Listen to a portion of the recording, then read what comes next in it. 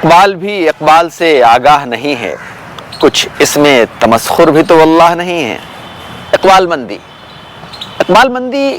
عزت، قبولیت اور کامیابی کا وہ مقام ہے جو خلوص نیت، اچھے کردار،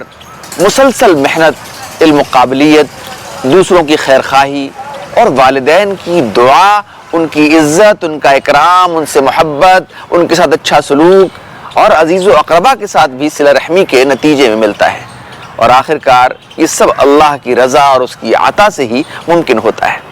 علامہ اقبال کے بارے میں ایک بہت واقعہ مشہور ہے کہ ایک بار وہ کلاس میں دیر سے آئے، استاد نے پوچھا کہ اقبال دیر کیسے ہو گئے؟ تو علامہ اقبال نے کہا کہ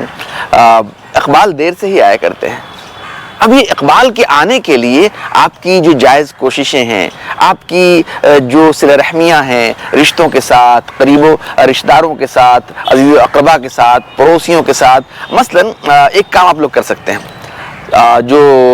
صلہ رحمی کے نتیجے میں آپ کا اقبال بلند ہو جائے۔ مثلا اللہ تعالیٰ نے آپ کو صاحب ثروت بنایا ہے، تو کیا بہتر ہو کہ آپ